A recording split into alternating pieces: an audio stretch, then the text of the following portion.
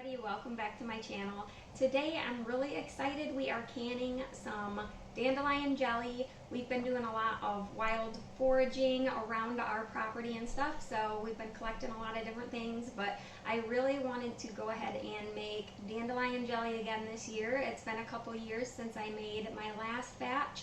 So today I've already got my dandelion tea ready right here. So we picked a bunch of fresh dandelions during the day when the dandelion flowers were open and just collected them into a bucket, and then we just picked the petals off by hand. You can also cut them with scissors. And then we filled up 1 quart jar, and then I needed at least 4 cups of water. So what I did was split the dandelion petals between 2 jars.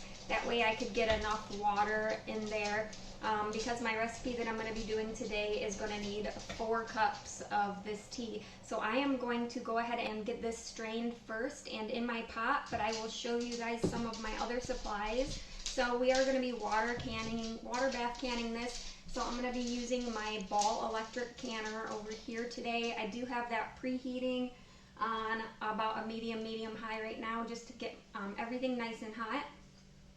And I'm going to be using a low sugar recipe today. So I use Pomona's Universal Pectin. It's my favorite pectin because you can use low or even no sugar at all. My last batch a couple years ago, I used no sugar, and instead I sweetened it with stevia. So, but this year I decided to just go ahead and use a low sugar. So I'm going to be using 3/4 cup of sugar today in my recipe. But again, if you're using Pomona's, it comes with an instruction paper with lots of recipes and even how to create your own recipe.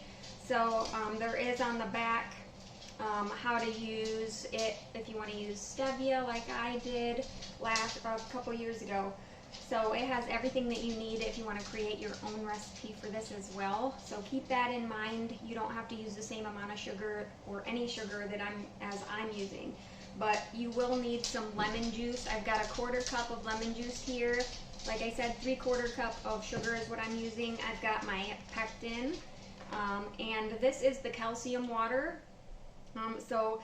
Rather than being activated by sugar, this pectin is activated by calcium. So they give you a little packet of calcium powder, and they tell you in the instructions how to turn it into the liquid that you see here. So you basically just add water to that. It tells you how much, and you can keep it in your jar. It lasts for a while. So this is actually what I made last time I made jelly, and I just keep it in the fridge until I need it again.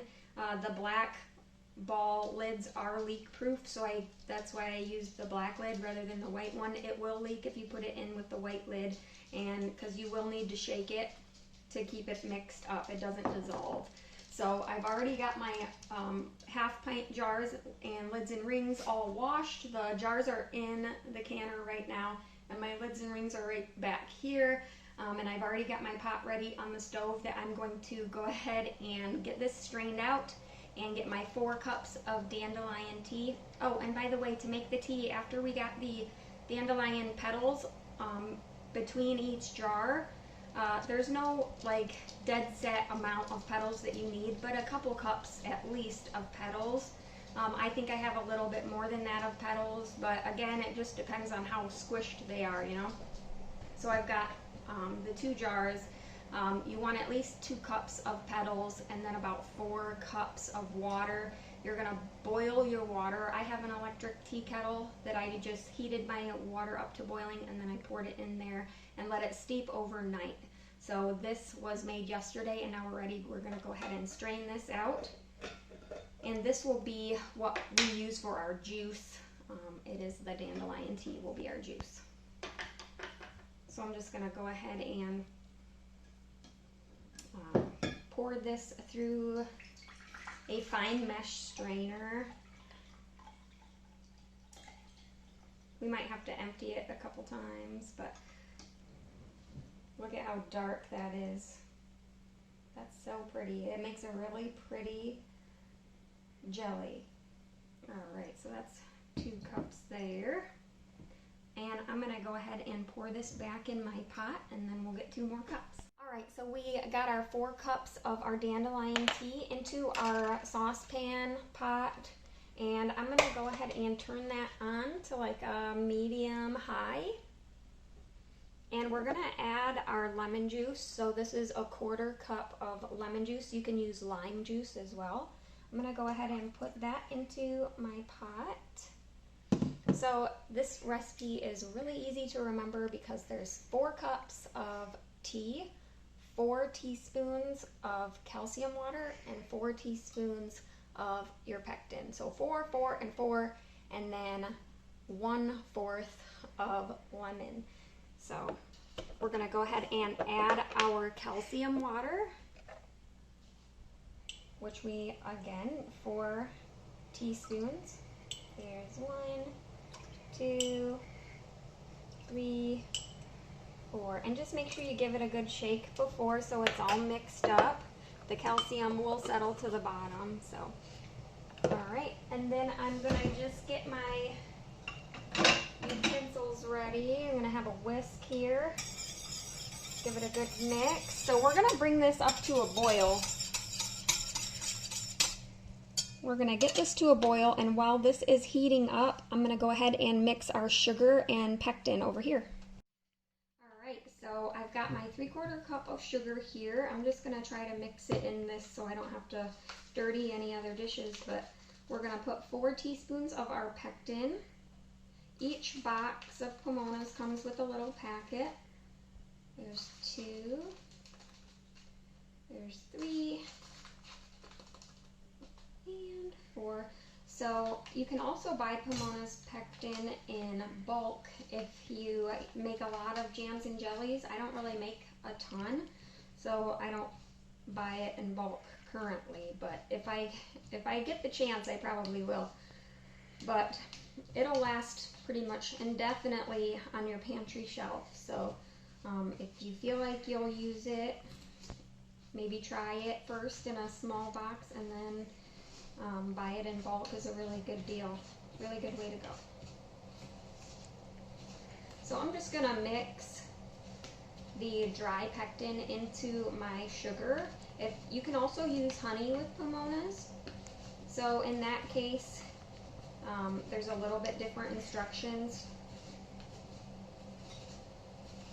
If you're using the stevia or something like that, you'll have to put it in with water and mix it that way and blend them together. So keep that in mind. There are a little bit different instructions if you're using something different than dry sugar. All right, so that's pretty good. I just got it mixed in here, and when we get our tea mixture up to a boil, we're gonna go ahead and stir this in and stir it vigorously for a couple of minutes. So we'll be right back here when we're at a boil. All right, so we are up to a boil, so we're gonna go ahead and add our sugar and pectin mixture, and we're just gonna stir this vigorously for a couple of minutes to make sure that our pectin is dissolved.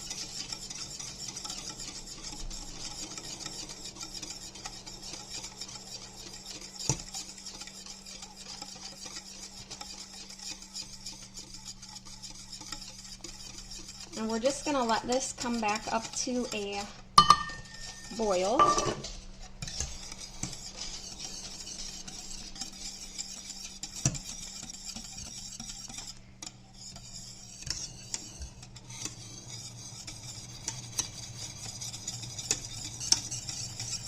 You can see it getting thick, or hopefully you can see it getting thick. Alright, so about 1 more minute, we're going to let this go, bring it back up to a boil. You can scoop that foam off with your spoon if you'd like, or you can get it in your jars and then scoop it off with a spoon right from the jar, if that's easier.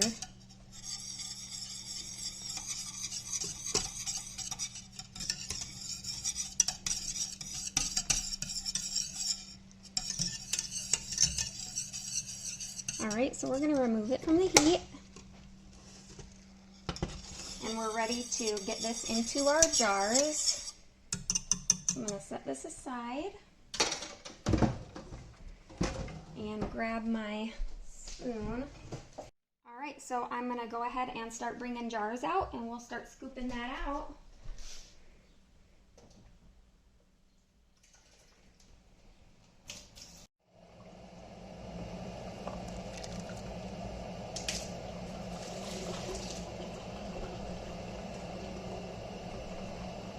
I'm just going to do a few jars at a time.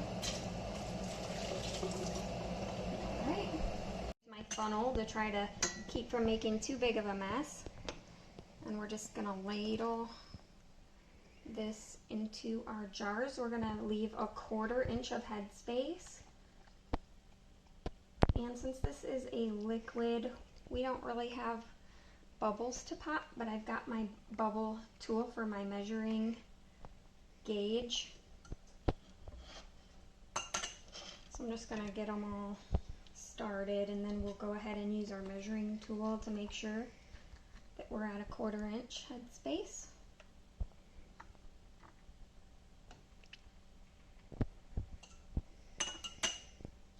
And I've got I think 8 jars in my canner. I don't like to just have a lot of empty space in there. I figured I'd only get 4 or 5, maybe half pints, but I like to not have them all bouncing around too much in there. The Ball electric canner has a really cool kind of a shield that goes on top that helps to eliminate a lot of the bouncing around of the jars, which is really nice. Alright, so I've got my bubble popping tool, and I'm going to use it right here. This is 1/4 inch, 1/2 inch, 3/4, and 1 inch. So I'm going to put it on the smallest, and I'm going to fill it to that line.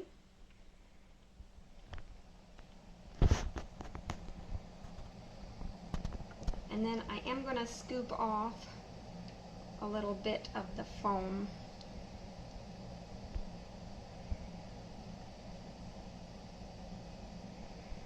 Alrighty.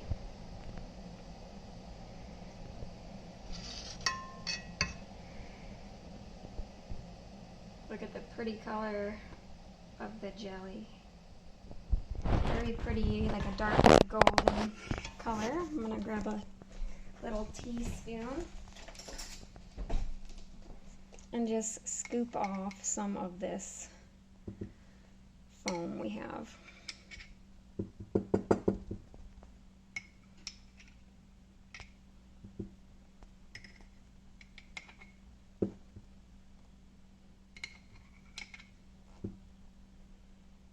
We got these full, we're going to go ahead and clean our rims. Make sure they're not sticky.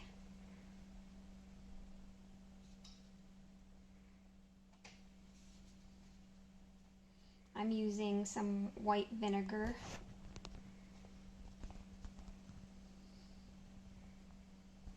And be very careful because these jars are really hot. Alright, and then I've got my clean lids. I'm going to put a clean lid on each jar and a ring to fingertip tight. So don't use your hand. You're just going to tighten it with your fingertips.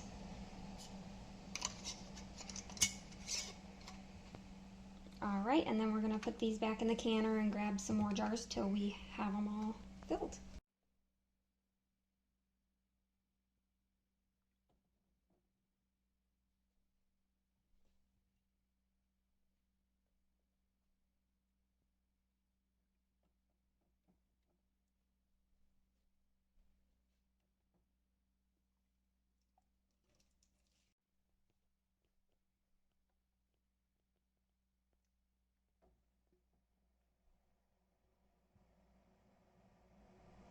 Alright, so we were able to fill up 5 jars, and the rest of these I'm going to keep in here as placeholders. And you're just going to want to make sure that you have at least 1 inch of headspace, that the water comes up at least 1 inch over top of your jars. Alright, so I went ahead and turned my canner up to canning, and we're going to get these processing. This is the cool little thing that goes on top of the jars in my specific canner, and that helps so that the jars don't bounce around too much, and it helps it to keep it from boiling really out of control.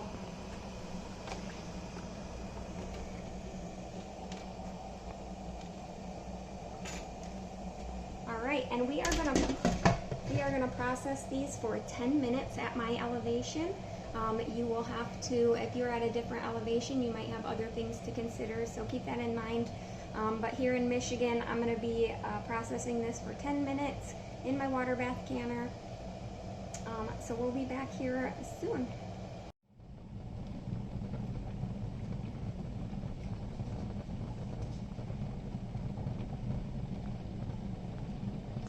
Alright, so it's been 10 minutes and our jars are done processing, so I'm going to go ahead and turn the canner off. So it's at a rapid boil still, so we're going to leave the jars in the water for about 5 minutes, but we're going to go ahead and remove the lid carefully. And we're going to set another timer for 5 minutes, and we're just going to let those jars sit and the water just stop boiling and stuff, so those jars can kind of equalize pressure and temperature of the outside of the canner. So we'll see you back here in about 5 minutes.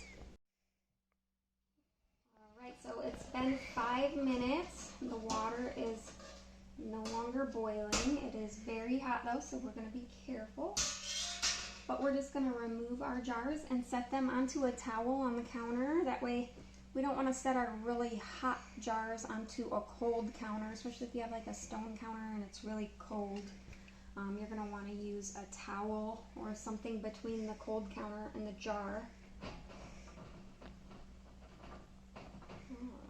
Alright, look at those, so pretty.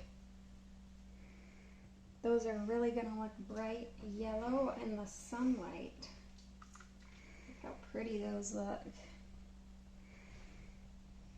So we're going to leave a little gap between the jars so that air can flow between them and they'll be able to cool nicely. We don't want to put our jars right next to each other. You can hear them starting to seal, which is always a favorite sound for people who can. Alright, so this is my last jar of jelly, but I've got my empty jars in here. I love this canner so much, so if you were considering getting it and you're not sure if you would like it, it's amazing. It's one of the best purchases I have ever made in relation to canning. I have an electric stove, which I really dislike. So it was hard for me to keep a steady temperature on my electric stove, and this, I don't have to babysit it, I don't have to mess with it. It keeps it at the perfect boil at all times. It's really amazing, and one feature that I really love about it is the pour spout on this side. So I keep it right next to my sink, and then I can just lift that valve, and then I can drain the water right into my sink. No lifting up of a heavy hot canner, which is really nice, especially if you have arthritis or maybe you're a little bit older or anything like that. It's really, really convenient. I love it. So, but look at these jellies. They look absolutely stunning. I cannot wait to open one up and see how they turned out. But we are going to let these sit here undisturbed for a minimum of 12 hours, but we go 24 hours. So tomorrow morning, after I get up and have coffee, we're going to remove our rings and just, I check the seal by lifting up the jars by the lid, and you can tap them to hear the sound, make sure they all sound the same. And then I typically like to wash my jars in hot soapy water, and then we label them and put them down in our pantry. Alright, so that's it for for this video, you guys. I hope that you enjoyed it. Thank you so much for coming along with me today. If you guys try out this recipe, I would love to hear comments about how it turned out or your experience if you have made some in the past. If you like videos like this, I will be making a lot more canning videos this year and a lot of videos about homesteading and gardening and all sorts of stuff like that. So if that's something that you're interested in, please make sure you subscribe and stick around for more. But thank you guys again for stopping by, and I will see you guys in the next video. God bless, and we'll see you soon.